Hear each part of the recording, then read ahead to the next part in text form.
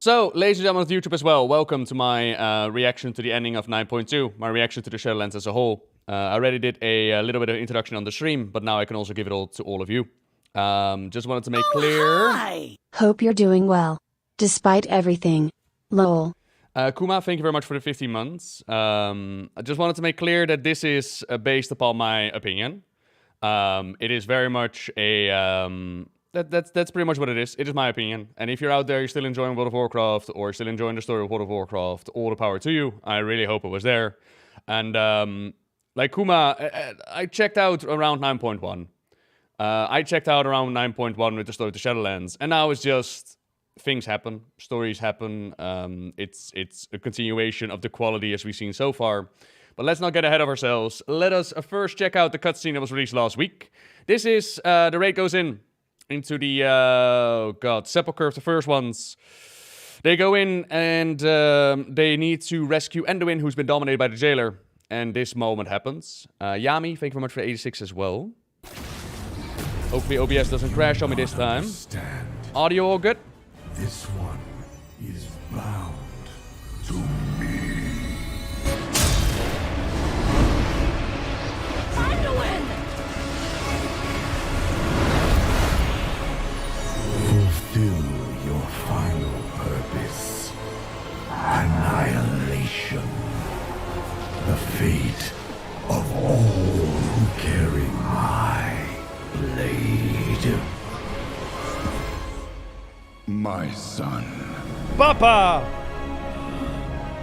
This blade does not belong to darkness. It does not, Papa. It was forged by valor. Oh my. And also Other Papa! by honor. Yay, I got two Papas! Its legacy and ours are with you, even here.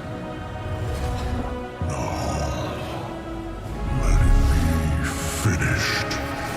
So, up to this moment, like you can divide the cutscene into two parts, and this moment, I'm okay with. It's what needed to happen. It makes you wonder why did even Sylvanas show up in the raid to begin with, if all it took for Anduin to break free was remember Saurfang and Varian. It makes you wonder how someone like Saurfang started to play such an important role in Anduin's life. Like, where is a Bolvar? Where is a Tiffin? It's a thing that happens, right? And I know that there are some people out there that are like, this is a really cool moment. For me, it's a thing that needed to happen, and it's... I think my general feeling behind it is it would have been better if it built up to this moment. Imagine yoinking Anduin out of the raid, and you get a questline in which you dive into this history, in which you dive between the similarities of an Anduin and an Arthas, in which you visit his mother's spirit that is off in the Shadowlands somewhere, or build it up rather than a moment with a couple of cool lines like, let it be finished, for honor, valor, and Anduin is like, you know... I've been dominated for a while now, but remembering those words, yeah, let me just free myself real quick. That's another thing, like, why isn't there a Bolvar helping him out physically? A lot of people have made this to the comparison to the Final Fantasy XIV moment. Why aren't there people helping him physically? Why isn't there more happening than Anduin just remembering really, really hard, right?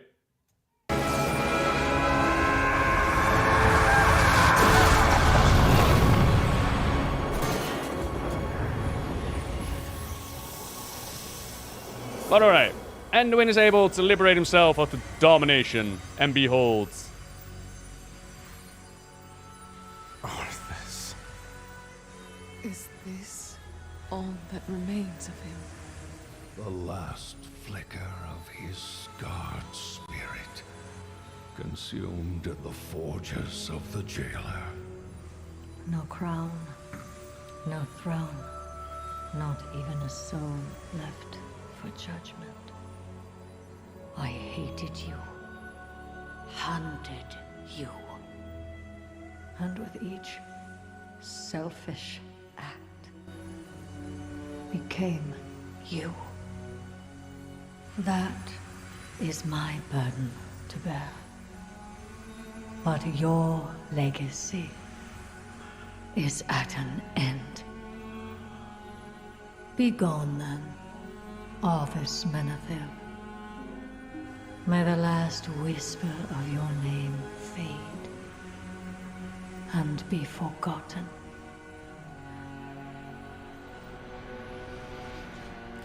So, that moment I got pretty hung up on last time during my reaction, a bit too much. Because it felt really, really, really shit to have someone like Sylvanas tell the Spirit of Arthas, a character that is quite beloved in the Warcraft franchise, to just go fuck off, be forgotten.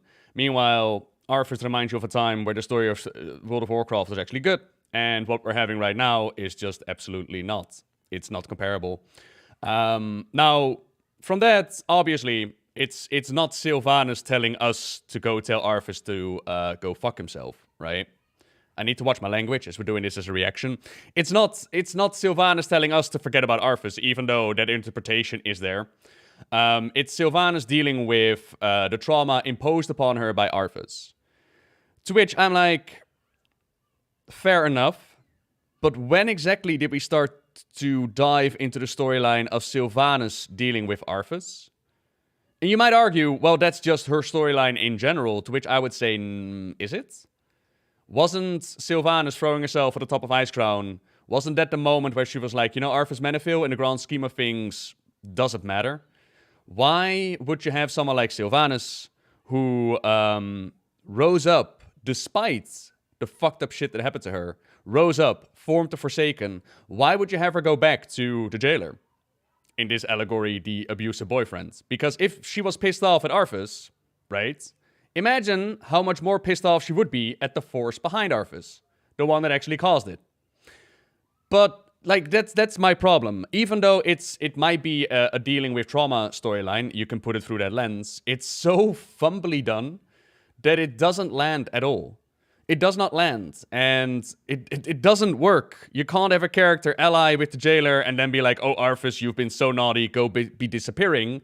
And then whatever fate they have in mind for Sylvanas, it's weird. It's weird. And ultimately, I'm just left wondering why. What was the point of putting Arthas into the Sword of Anduin? And I can't come up with another reason besides to further Sylvanas' story. And unfortunately, looking at the story of the Shadowlands in general, a lot of it comes down to furthering the story of Sylvanas. And that's a big problem.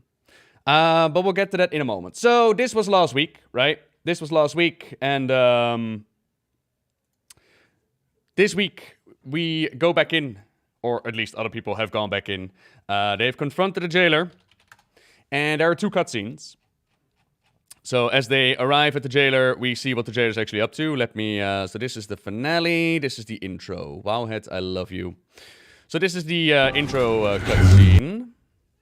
Let me actually put it up on the YouTubes. Full screen. Hopefully OBS doesn't die on me again.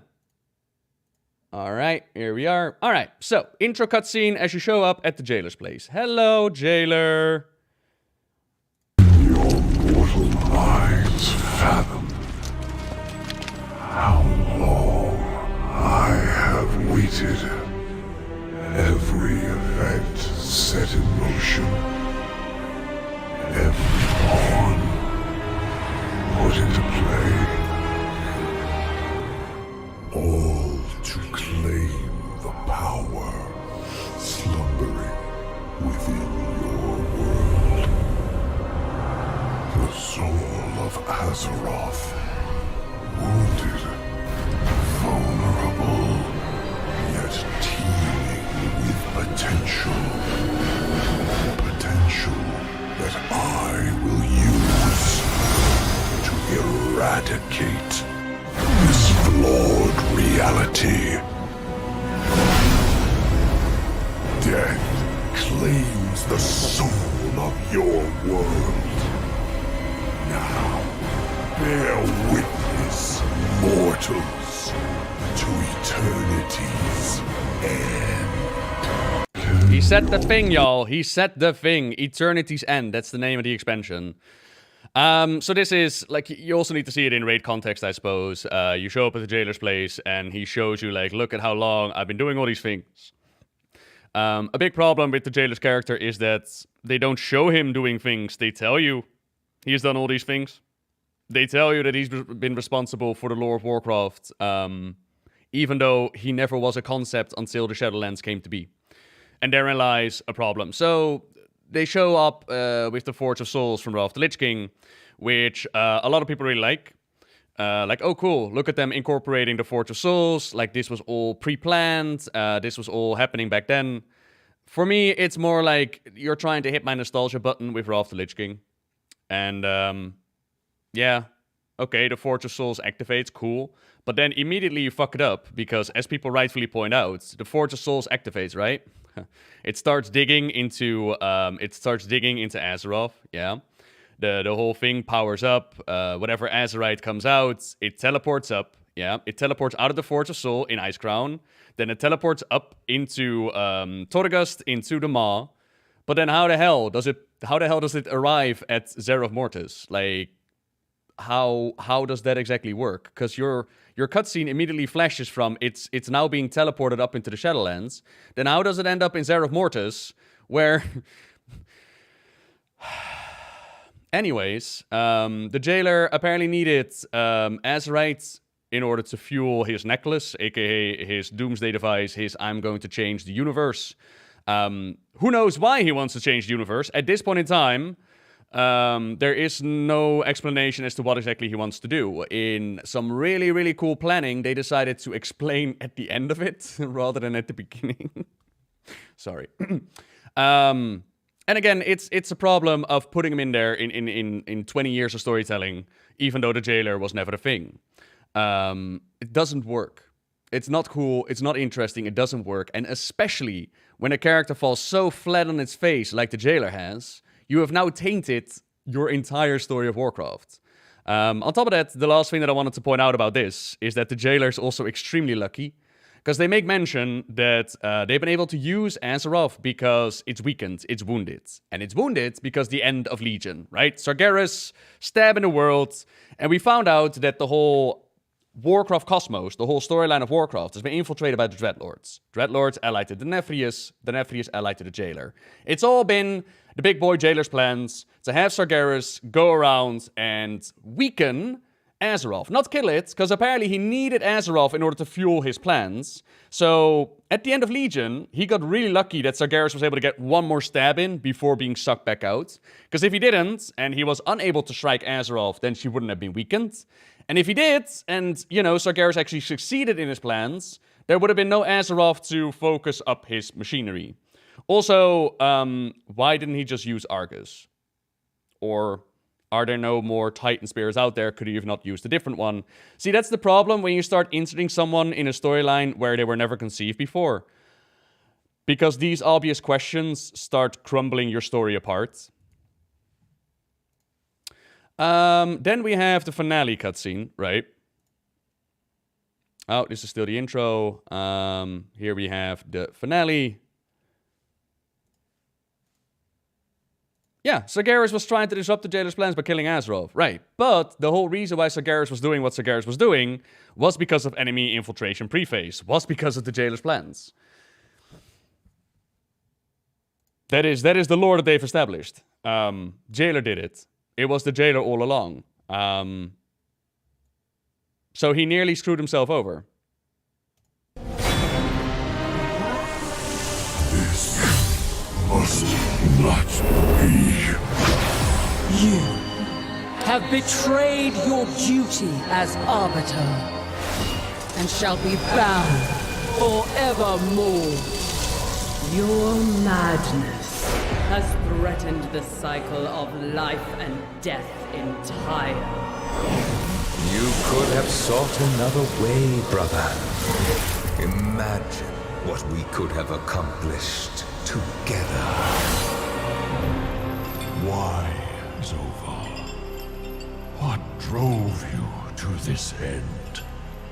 You preserve that which is doomed. A cosmos divided. will not survive. What is to come?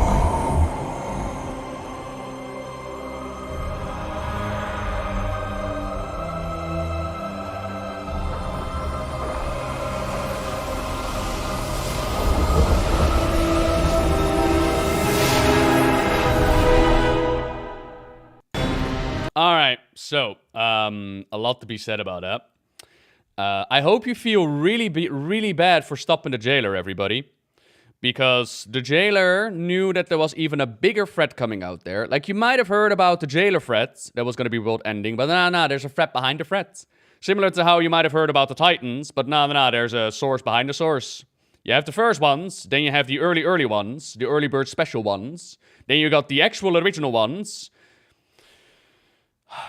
I don't know. I don't know who sat in the writer's room and was like, you know, it would be a really cool idea if we just don't explain fuck all. And that's, when I spoke with Ekelon about this, that came forward as well. The story of the Shadowlands, bit of Battle for Azeroth, but mainly the Shadowlands, it comes across as written by a team that's afraid to tell its story.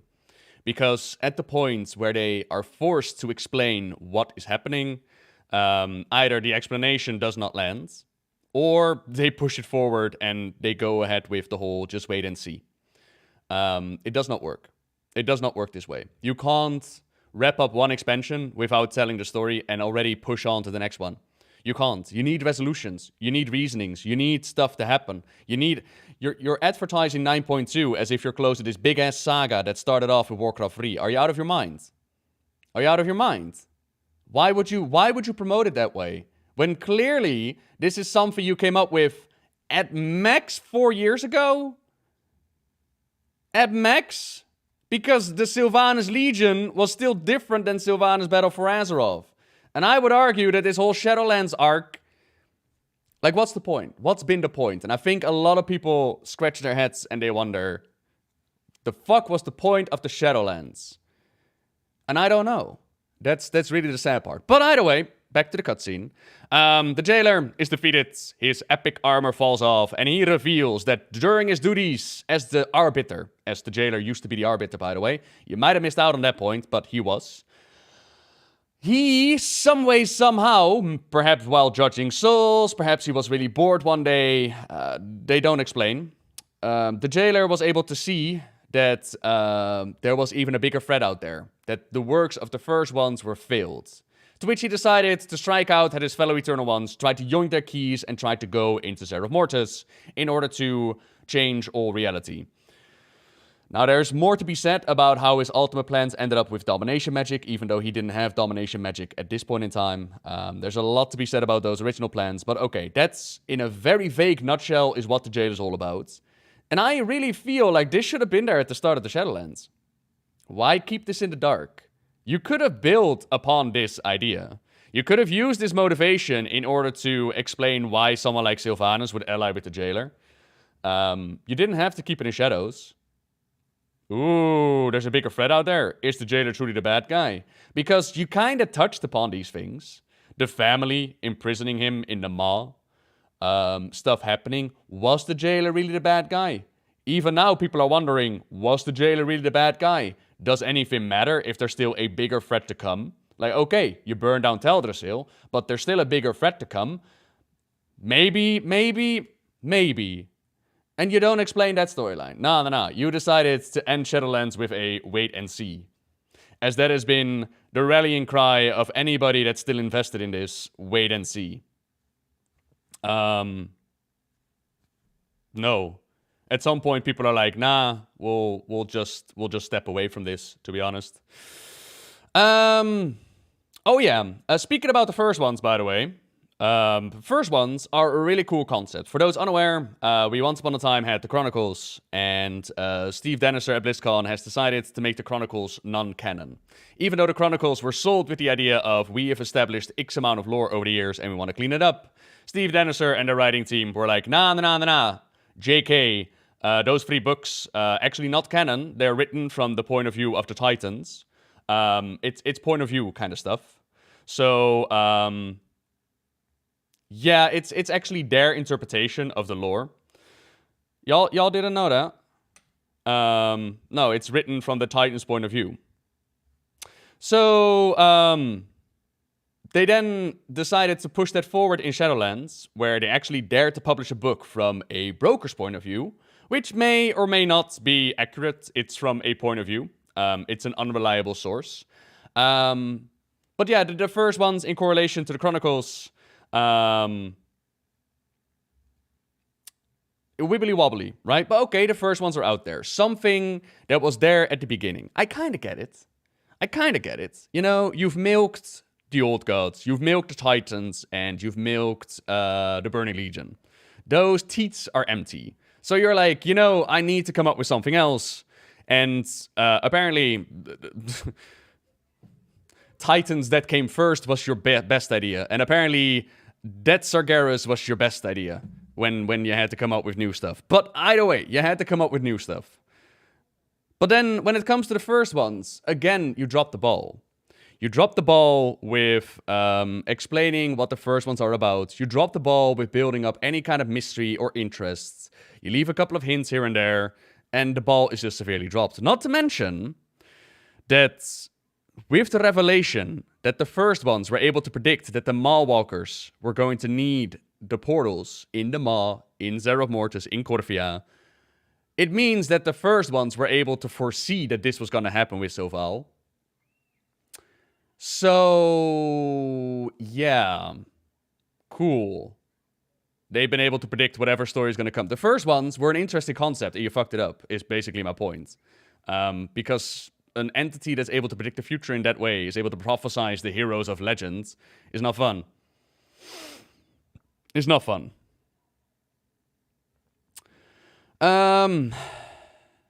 Yeah. Let me look up the thingamajig that I'm talking about, because a lot of people are like, what the hell? Titan's point of view, Chronicles not canon. What is this all about? Apparently this is news for other people.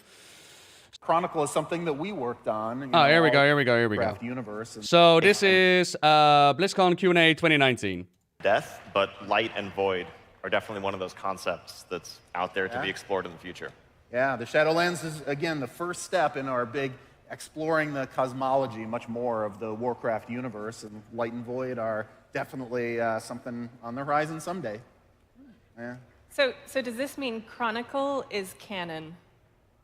Oh, yeah. Well, I mean, Chronicle is something that we worked on, you know, all of us together going through the Warcraft's history. But the thing to remember about Chronicle that I want you to think about is that, you know, even any history, even something that's as encyclopedic as Chronicle, is written from a certain point of view. And if you look at the history of Azeroth that was contained in there, and even you know what it talked about in terms of the cosmos and things like that, whose point of view would that have been from? Well,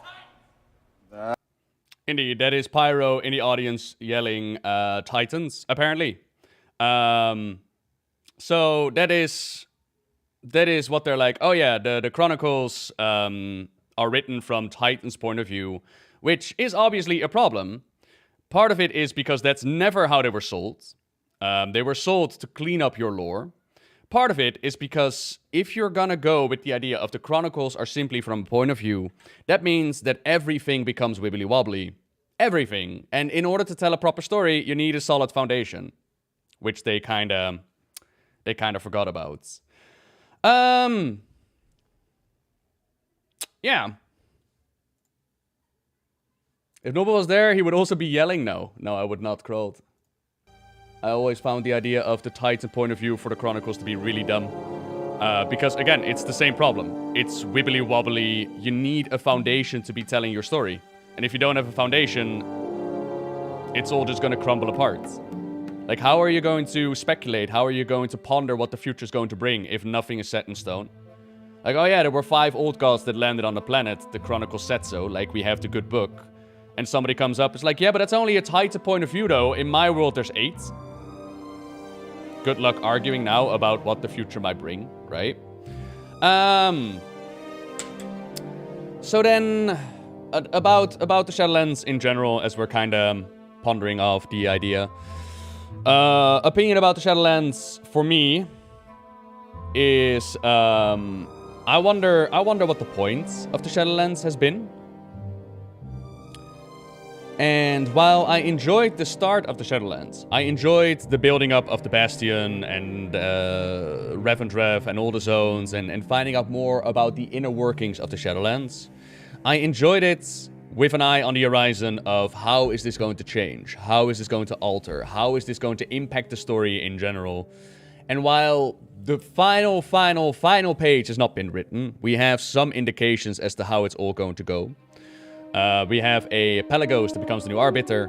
We have a Sylvanas that has a click-through line in which he says, Nephanos, my love, wherever you are, I'm gonna find you. So, you know, Sylvanas is gonna make it out through the Shadowlands. It pretty much seems like we're returning to the status quo, except now we know how the afterlife works in Warcraft, which is really weird. We got portals into the afterlife, which is really weird. Yeah. It's really weird. So then, what is the future going to bring? And a lot of people on the Twitter as well, I've seen like, at least it's over, right? At least the story of the Shadowlands and the Jailer, it's over. But that's the problem. It's not. They've made the decision to have the Jailer and the First Ones and all the nonsense they came up with the Shadowlands. It's been there since the dawn of the Warcraft lore. It's been there since the beginning. That's in their name, the First Ones. So everything that we're gonna get will have a First Ones taint over it. An entity or group or whatever it is that has the ability to predict the future to such a degree that they know that we, as the Malwalkers, were going to need portals in specific places, that knew that Zovaal was going to turn to the bad side, that knew that's going to be tainted throughout the lore of Warcraft now. Not to mention that no matter what they throw at us in the next expansion, because some are wondering, like, is it going to be Dragon Isles? Is it going to be this storyline? Is it going to be that storyline? Ultimately, you're going to see those storylines with the shadow of something is coming. So, the Jailer has told us something is coming. What is coming? Is it still coming? Pray come, right? So, say that they give you a Galagrand as an end-boss fight, or a Return of Deathwing, or a Rephion combat, or whatever the heck they come up with for storytelling. There is still the idea of something's coming. Who cares about this battle? Something's coming, right? So yeah. Who's gonna be remembered more, Zovaal or Arthas? I don't know, in infamy? Zovaal, definitely. Shadowlands is gonna go down in the history of my word. And I'm also seeing more and more the commentary of this is not the current writing team's fault. That's, oh god, what was he called? Help me out. Afrajabi? That this was Afrajabi's storyline. And that all of that, what we've gotten so far is the fault of one Blizzard developer, Afrajabi, who entered the room, told them to burn down Teldrassil, left the room, and was then kicked out of Blizzard because of the whole lawsuit and all the nonsense that was happening. I find that reasoning to be ridiculous, honestly. Afrajabi, as far as I'm aware, is responsible for pushing the story into the burning of Teldrassil. But beyond that, as far as I'm aware, not so much. So, there's been a million different pathways that it could take in Sylvanas in Battle for Azeroth itself, despite the burning of Teldrassil. And then there's also the Shadowlands. And in the case of the Shadowlands, the Jailer, the First Ones, the reveal of Elune, which for some fucking reason they decided to have Elune some sort of impact in the burning of Teldrassil, unless the fucking ghost of Afrajabi was whispering in the ear, hey, wouldn't it be interesting if Elune caused the death of her own people? Maybe, we're not exactly sure. Or the Night Warrior storyline that just went nowhere, right? No. That's not what the whole Afrajabi caused the burning of Teldrassil to happen. Ultimately, was this the path that they had in mind for Sylvanas? Probably not. But that doesn't mean that at the start of Shadowlands they couldn't have turned the boat around. They could have made Sylvanas an ally against the Jailer. And that said, pretty much what's the point? The point is... the writing team over the years has changed. And the old guard that we knew from the story back in the day is pretty much gone. Be it they took an early retirement, be it they simply left to a different company, be it they have been kicked out because of their abhorrent, disgusting behavior. The writing team has changed a lot over the years. Meaning that, for good or bad, the story is going to be different. And different is not inherently bad, right? Don't get me wrong. It's not like, oh my god, the story of Warcraft will never be good. No, but it will be different, because that writing team is no longer there. I'm hoping, beyond hope, that Shadowlands is not a taste of what's to come. As I mentioned at the start, a team that seems to be afraid of telling its own story, and when it is forced to tell its story, it just crumbles apart.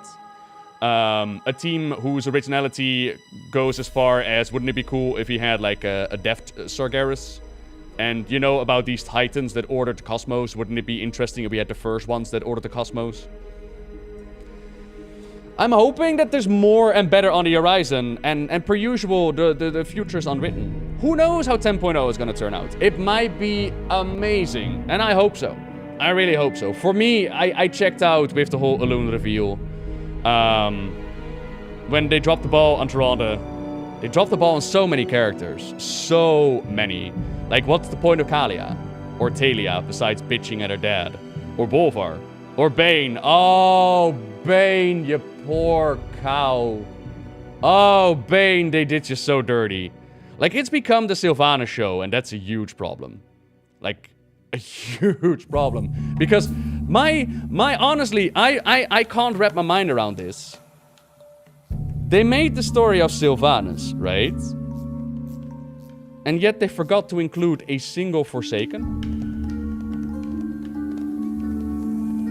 So I see all these fans of Sylvanas, like Dark Rangers and Forsaken loyalists. They're like, yeah, that's my Banshee Queen. And they don't even care enough to add you to the storyline.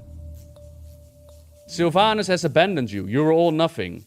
They have disconnected Sylvanas from the Forsaken.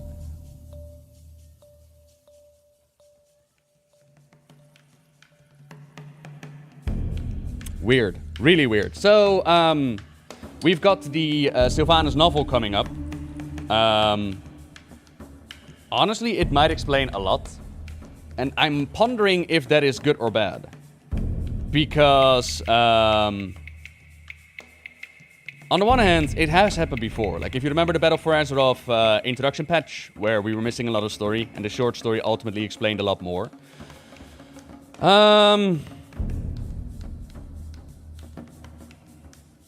So the Sylvanas book, how much is actually going to explain of her motivations, her allegiance with the jailer, all this stuff that should have been in the game, how much is that going to be in the book, and how much is it going to deliver? And that is going to be on the end of this month, the end of March. And we're going to find out. And exactly, that's the point. We shouldn't need a book in order to understand what the heck's going on. So even though I'm like, it would be cool if Christy Golden manages to, you know, turn the ship around and actually produce something that's worthwhile. But on the other hand, it's like, it shouldn't be in a book, right? Which is really weird. And then they abandoned Sylvanas, the whole Sourfang thing. Yes, but, like, if, for me, and this is very much personal interpretation, as all of this reaction is, for me, there is no story of Sylvanas without the Forsaken, whereas there are no Forsaken without the story of Sylvanas. One is connected to the other. They've gone from quivers in her arrows in her quiver to her bulwark against the infinite. The Forsaken were integral part of the Sylvanas storyline. I don't see why they didn't even touch upon the Forsaken being there.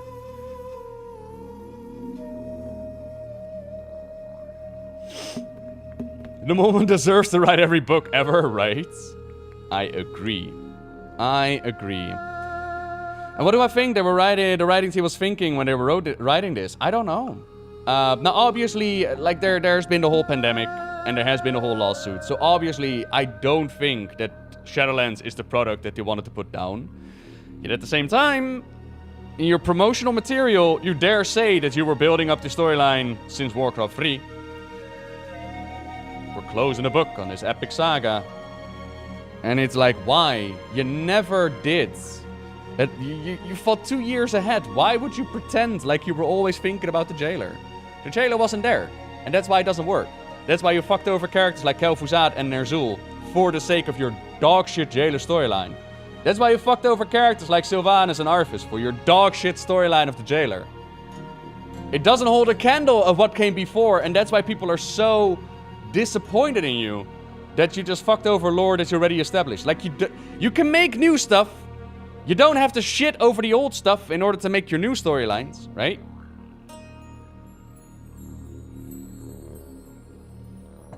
If she told him that she was being Team Jailer, right?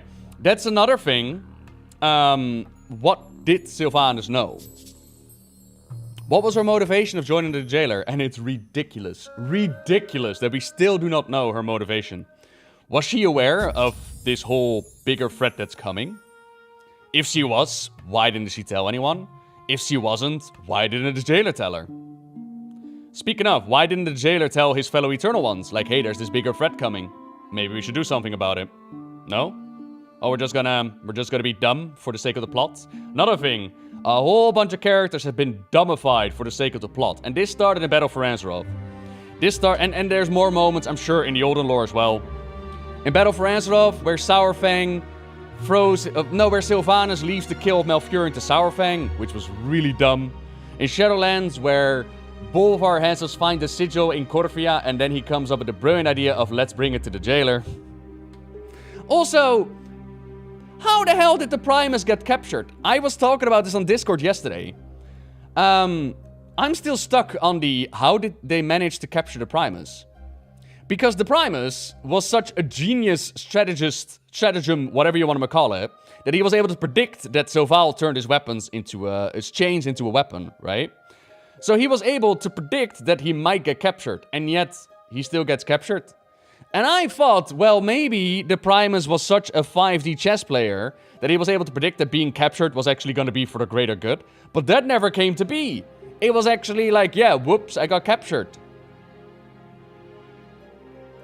Good morning, Vexkun. Hello there.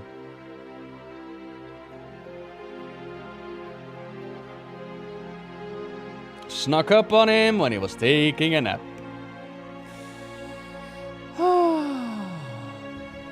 Yeah. I feel like the ending wasn't an original ending, and maybe the Primus was meant to be the bad guy. They never gave him an HD model for cinematics. It doesn't matter. Like, ultimately, from our point of view as a consumer, does it matter what their intent is? If they don't outright come and say, right? If they don't have communication in which they say, like, look, we had this really cool storyline, completely different from what you're gonna get, right? But this and this happened, so we're gonna go with this. As long as they don't do that, we can speculate and put on our tinfoil hats and say, like, oh, our beloved Blizzard, our beloved story writers would never produce something like this. Never. This is actually the storyline they wanted to tell. Like, we can do that all day long, but who's to say, right? We get what we get. So if the cinematic shows the closing of the skies and Icecrown, how the hell did the champions get down on Azeroth? I've seen that comment so many times, Avaki. As well as, why the heck does the rift close anyways? Like, the rift was opened up by a gigantic explosion, which I kind of figured, like, oh shit, she damaged, like, the rift between this world and the next. But apparently, it was Zovaal that was keeping it open? Even though, at the time, he was still imprisoned in the Maw? Huh? But then the whole coming back to Azeroth, we got portals going at Oribos, which is another problem. We got portals going directly into the afterlife. Let me repeat that. We got portals going directly into the afterlife. Stationary portals, where we've seen regular old mortals just walk through, go into the afterlife, say hello to their loved ones, and come back out.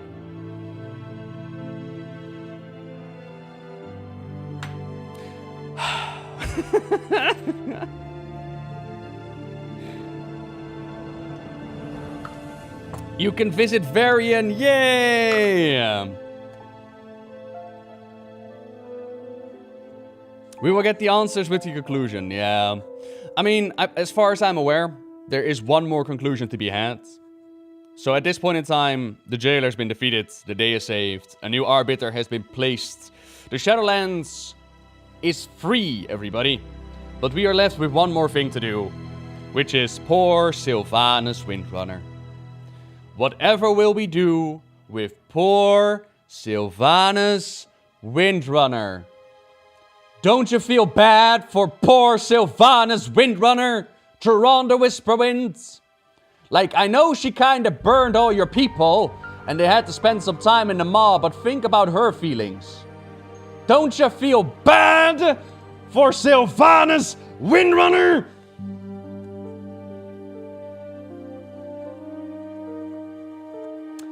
And so, Sylvanas Windrunner jumps into the maw, where she will endlessly hunt her beloved Nathanos, because that's what the story was all about, our loved ones that we lost along the way.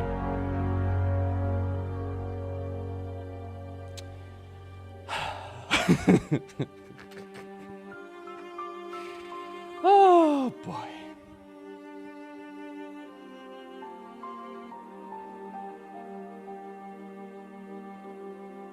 Why are people even dying when they could just walk out of a portal? Why is the jailer a puppet now? Okay. So, okay. Sorry. That is a really cool picture in my mind. Yeah, thank you very much, Kyrian. You could drop me off in Oribos. That would be great. I know the way. I've been here before. I'm just gonna say hello to Pelagos and then I'm out. Then we're going back. Thanks for the ride. Okay. So, about the jailer being a robot, this is in context with 9.2, and you'll learn more about it as you play through patch 9.2. You're gonna find out that the first ones are on such a cosmic power level that they are actually able to print beings on the power level of the Titans. So, you've met the Eternal Ones, like a Denephrius, a Primus, a Winter Queen, the Blue Angel one. Whatever. They are all robots. They are all 3D printed. In Zereth Mortis. The Archon, thank you, that was it. They're all printed. They are not the first iterations of the Eternal Ones either. There have been multiple copies before them. And that's what you learn, that in Zereth Mortis they have been created. So it's all part of this first one's cosmic plan of life and death, constantly putting you to work, yada yada yada. So that's where the robot thing comes from. Zovaal is one of the Eternal Ones. He too was created as a robot by the first ones. Now obviously your mind shoots to the idea of, oh, well, if Zovaal was created by the first ones, and the first ones were able to predict that we were going to need these portals, then why did they create Zovaal to begin with? Why did they create the Maw? Did they create the Maw? Why did they put Zovaal as the Arbiter if they knew Zovaal was gonna, turn to the dark side? To which I would say, all part of the plan, baby. Praise the purpose! All part of the plan! Because that's exactly what the first ones wanted to happen. There is no choice. There is no free will. It's all part of the plan. Trust. Trust. All part of the plan. About the part on if there are portals, won't people just keep on walking out of the Shadowlands? We need to keep in mind that Oribos is like a way station into the Shadowlands. You might remember the Uther cutscene way back when.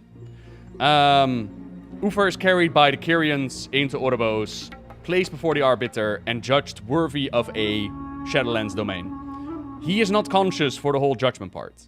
He is just yoinked into whatever place he's gonna go.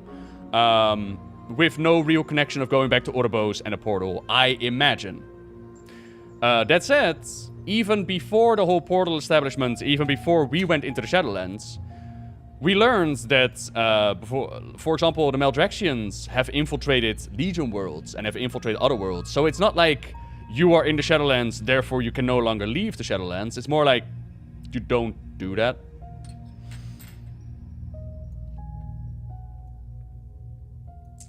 Bereft of the cosmic spirit of the Eternal Ones, these incomplete host bodies can only carry out the base directives without mercy or compassion. With the enemy at the gates, Lihuvim has little choice but activate these dangerous prototypes. There you go. Alright.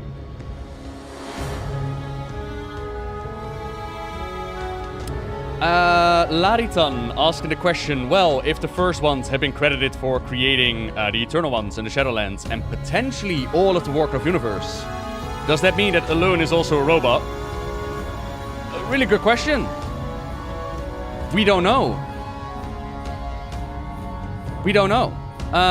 We just don't know. So these are the prototypes of previous Eternal Ones. Bereft of the cosmic spirits of the Eternal Ones. Right, these incomplete host bodies can only carry out the basic directives. Yeah.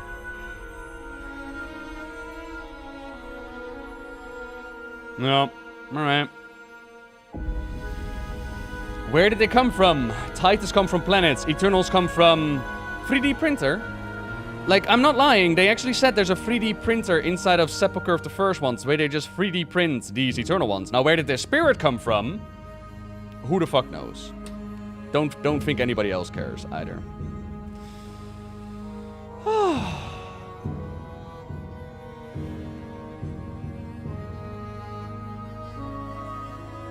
A loon is the sister of the Winter Queen. Well, what makes that a loon? Some take that whole sister part as being literal, like sister of blood. Then you got the whole sister relationship as Azoval calls the fellow Eternal Ones their brothers and their sisters, right? Personally, I think it has to do with the cycle of rebirth that they got going on in Ardenweald. Between the Emerald Dream and Ardenweald. And that makes them sisters, but does that mean a loon is a robot? Like I said, I don't fucking know. I don't know. Yo, by the way, has anybody looked at this raid? Does Mal'Ganis die? Did he just go back to the Twisted Nether? Like, what exactly happened to Mal'Ganis? Anybody know?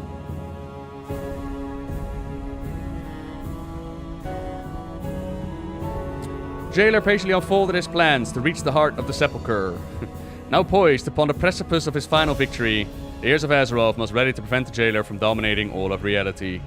Meanwhile, the Jailer could have one-shotted us so many times. Like the one moment in 9.2 where he just shows up and then turns around because he doesn't feel like it. It's so dumb. Remember when Mal'Ganis said that we would never defeat Arthas the Lich King without his help? Remember how Mal'Ganis was shocked and surprised when the Dark One turned against him? That Ner'zhul was actively working against the Dreadlords and their schemes? Remember when the Jailer was not a thing? And the story was actually good? You remember? I remember. Kinda hope Blizzard would remember one day as well. But that's neither here nor there. Like I said, it is where we are today. I've had people ask, like, will I do the story of the Shadowlands? Will I do a story of the Sepulcher of the first ones?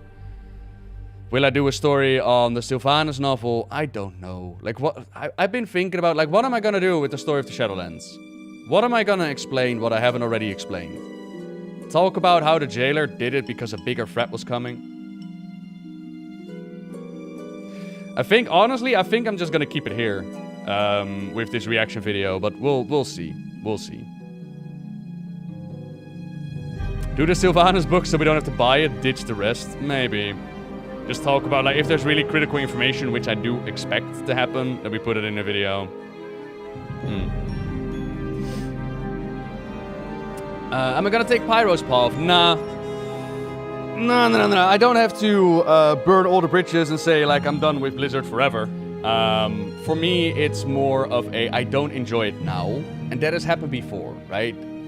That doesn't mean that the next expansion can't be brilliant and can't be great. Like, let's not forget that. The story is still very much unwritten. So we'll see. We'll see what the story is going to bring. What I can say is that for the first time in a really, really long time, I'm actually unsubscribed from World of Warcraft, which is good. We're gonna get a new expansion announcement at the end of next month, I believe. And then it's gonna be waiting time. We're gonna see beta times. We're gonna be World of Warcraft seeing, and we'll see what the story is going to bring, I suppose.